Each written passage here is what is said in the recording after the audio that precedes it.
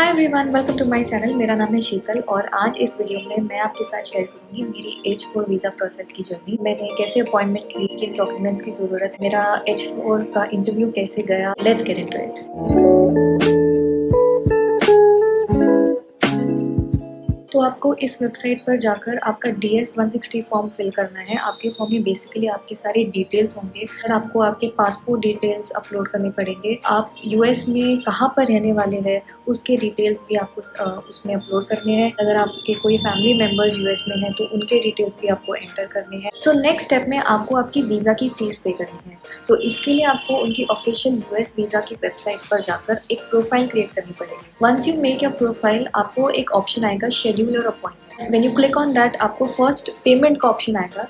तो इसमें आपको जाकर आपके वीज़ा की फ़ीस पे करनी है। Only after you pay your visa fee are you eligible to book an appointment. ustraveldocs.com पर जाकर आपको आपकी वीज़ा की अपॉइंटमेंट लेनी है। आपको 2 अपॉइंटमेंट्स लेनी है। एक अपॉइंटमेंट होगी आपकी बायोमेट्रिक्स एंड डिजिटल फ़ोटो की। मैंने जब मेरी अपॉइंटमेंट शेड्यूल करने की कोशिश कर रही थी, there were absolutely no appointments available. कभी कभार कोई अपॉइंटमेंट आ जाती थी और इतने सारे लोग लाइन में थे तो वो कभी बुक हो जाती थी। कई बार उनकी वेबसाइट हैंग हो जाती थी। And there is a limit to कितनी बार आप US ट्रैवल डॉक्स पे साइन इन करके अपॉइंटमेंट का जो शेड्यूल है वो आप कर सकते हो। सो अगर आपने मल्टीपल टाइम्स किया तो you will be locked out of your profile for 72 hours. So because counsellor appointments बिल्कुल भी अवेलेबल नहीं थे, मैं मुंबई में रहती हूँ और मुंबई में बिल्कुल भी अवेलेबल नहीं थे, तो मुझे हर जगह के काउंसलर अपॉइंटमेंट्स ढूंढने पड़ रहे थे।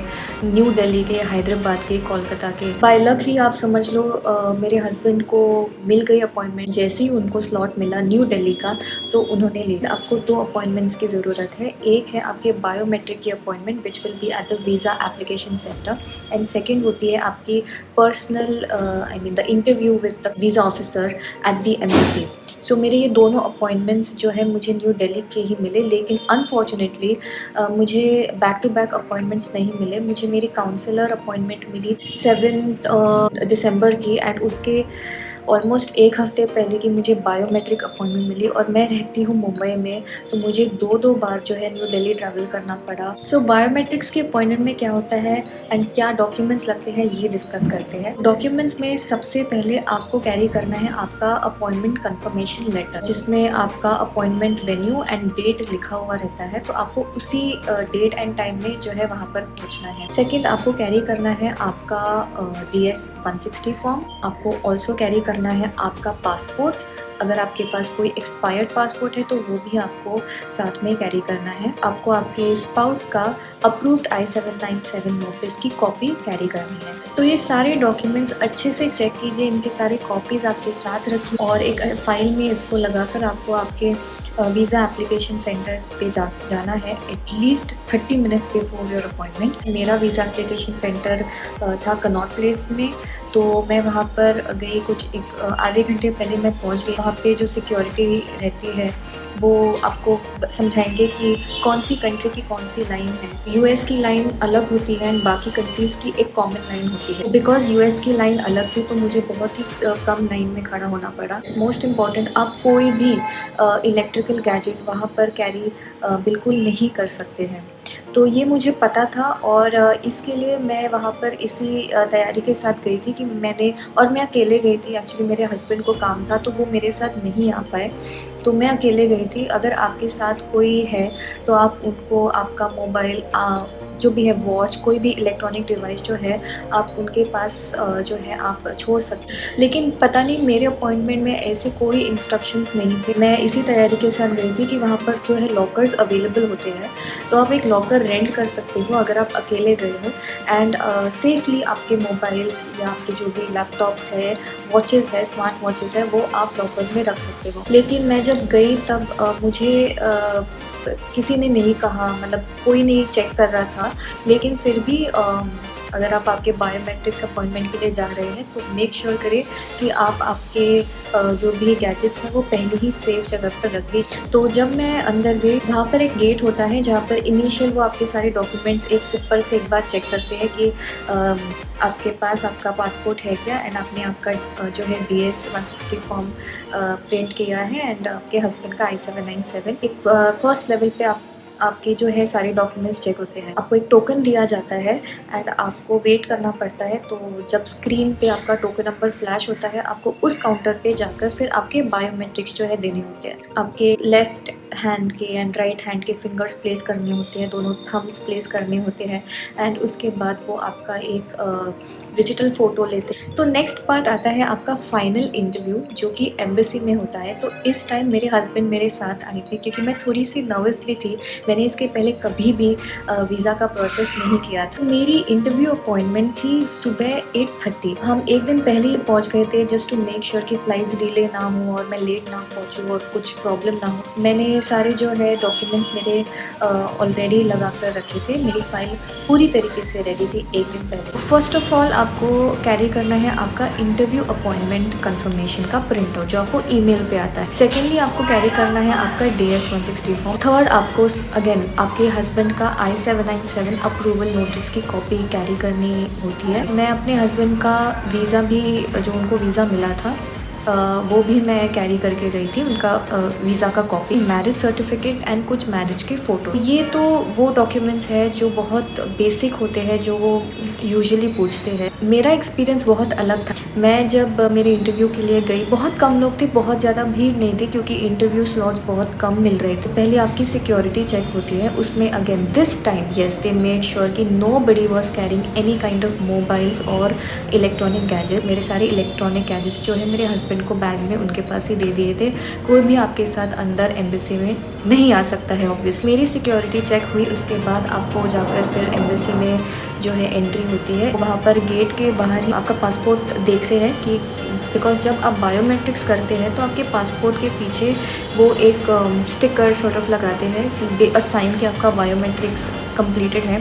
तो बस वो वहाँ पर टिक करके आपको फिर अंदर भेजते हैं। फिर जब आप अंदर जाते हो तो अगर आपके पास कोई वॉलेट है या बैग है तो वो आपको सिक्योरिटी चेक में डालना होता है and then you are good to go inside the actual interview place. तो जब आप जाते हो अंदर इंटरव्यू प्लेस में 3 या 4 काउंटर्स होते हैं, आपको लाइन लगानी होती है। They just check your passport, they check your spouse's approved I-797, that's all they check. They then send you towards the final interview to the visa officer. ये एक बहुत ही सिंपल प्रोसेस है, लेकिन मैं बहुत नर्वस थी, मेरा फर्स्ट टाइम था। But now when I think about it, मैं आपको बता सकती हूँ कि बिल्कुल भी नर्वस होने की ज़रूरत नहीं है। You have to be confident and you have to be calm. Again coming back to my interview, वहाँ पर अगेन एक होस्ट होते हैं जो आपको इंस्ट्रक्ट करते हैं कि after your documents are checked आपको कौन से काउंटर पे जाना है, कौन से वीज़ा ऑफिसर के पास जाना है। Because I don't remember, I could be wrong, but 8 to 10 counters होते हैं वीज़ा ऑफिसर्स के। आपको बस वहाँ पर जाना है। जो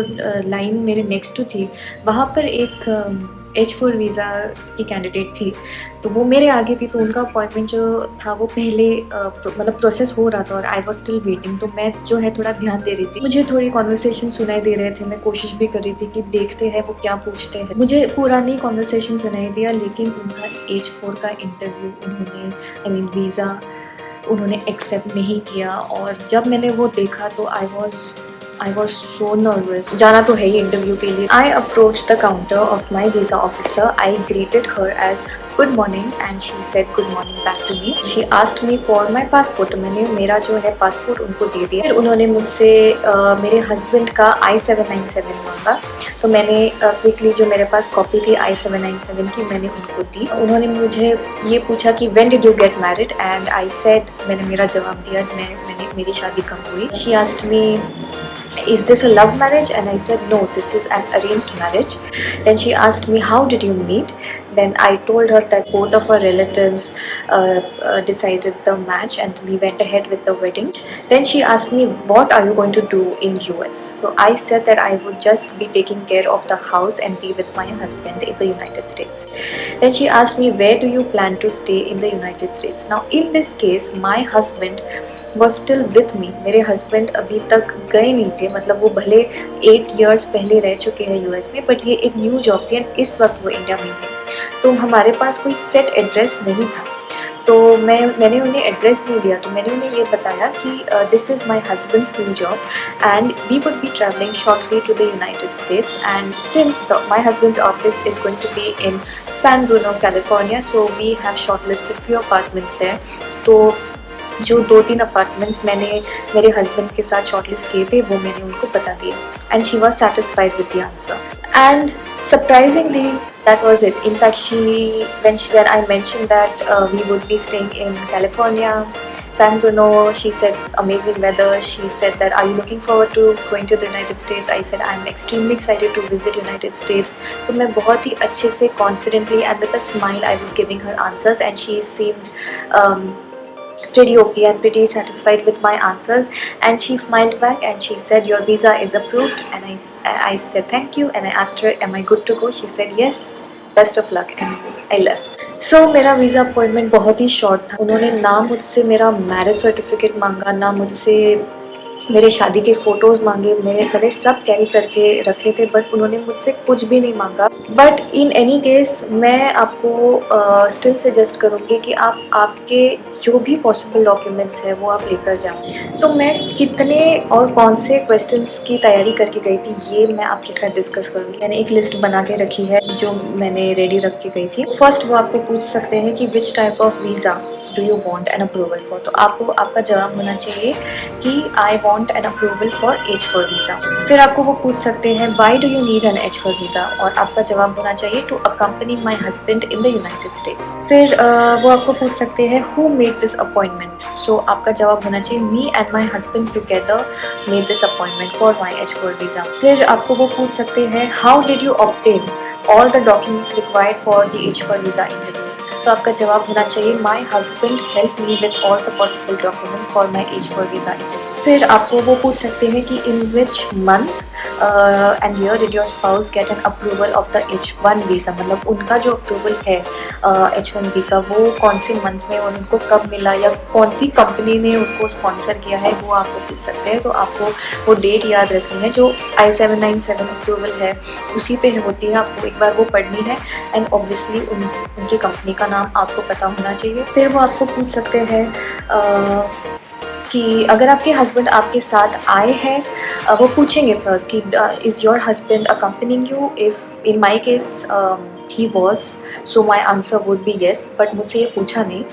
और अगर आपके हस्बैंड आपके साथ नहीं है तो आपको बोलना चाहिए कि no my husband is not with me, and जो भी रीज़न है if he is already in the United States you can say that, और you can say that he has got some other work. They can also ask you what do you plan on doing in the United States, and your answer should be just that you will be taking care of the house and be with your husband, be your homemaker. Don't say that you plan to work. Don't say, even if they ask you, they could ask you that do you plan to work, your answer should be no, I do not plan to work.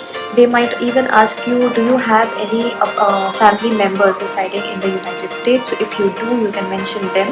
They can even ask you who will financially support you for your entire period of stay in the United States, and you will say my husband will be financially supporting me in my stay in the United States. Then they can ask you questions about your marriage. For example, आपकी date क्या थी marriage की, आप कहाँ मिले, कैसे मिले. They can even ask you for wedding photographs, तो जो मुझसे नहीं मांगे. They can ask you for a wedding invitation का कॉपी जो अगेन मुझसे नहीं मांगे. बस ये एक सिंपल सा मेरा इंटरव्यू था. When you schedule your appointment you are given an option कि आप आपका वीज़ा कैसे कलेक्ट कर सकते हैं, आपका चॉइस क्या है. तो बिकॉज मेरी अपॉइंटमेंट न्यू दिल्ली में थी और मैं मुंबई में रहती हूँ, तो I wanted to come back and collect my passport from Mumbai. अगर आप वहीं पर हो, वहीं पर रह रहे हो, तो आप सिंपली वहीं का आप पिकअप रखिए. तो आपका जो केस नंबर है उसके थ्रू आप ट्रैक कर सकते हो कि आपका जो वीज़ा है वो इशूड है, is it ready for pickup, when is it ready for pickup, and आपको कहाँ से पिकअप करना है. पिकअप करने के लिए आपको सिर्फ आपका जो एक आईडी प्रूफ है वो लेकर जाना है. वो दिखा के आपको आपका वीज़ा मिल जाएगा. I can tell you that there is nothing to be nervous about. And make sure कीजिए कि आपके पास आपके सारे डॉक्यूमेंट्स बिल्कुल सही से हो. चेक कीजिए, रीचेक कीजिए दोबारा. आप कितनी भी बार रीचेक कर सकते हैं. Just make sure, because you need to feel very confidently आपको जवाब देना है वीज़ा ऑफिसर के सामने. एंड जो वो पूछते हैं बस एक 1 लाइन में आपको आंसर देना है. आपको ज़्यादा एक्सप्लेन कुछ नहीं करना है. सो आई होप कि आपको ये वीडियो अच्छा लगा होगा, एंड आई होप कि आपके सारे क्वेश्चंस जो है आंसर हुए होंगे. अगर आपके कोई डाउट्स रहेंगे तो आप प्लीज़ कमेंट करके मुझे बता दीजिए. मैं कोशिश करूँगी टू आंसर. मेरे वीडियो को please like, share and subscribe कीजिए.